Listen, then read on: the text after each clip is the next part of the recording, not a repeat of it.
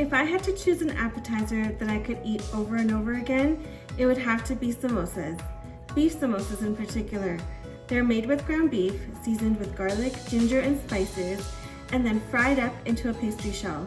They are delicious. Let me show you how to make them. For this recipe, you will be using ground beef, green onions, yellow onions, ginger, garlic, and a variety of spices.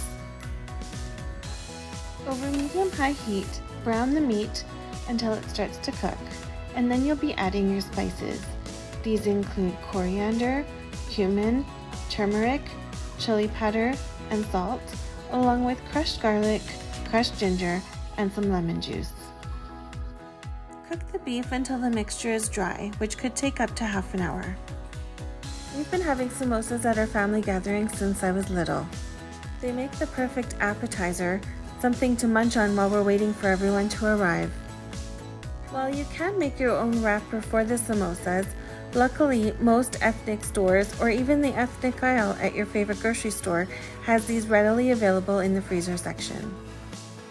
Once the mixture is dry, add some garam masala, your onions and cilantro, and let it cool. You're going to need a paste to keep the wrappers shut. And you can do this by adding some water to some flour until it's like a glue-like consistency.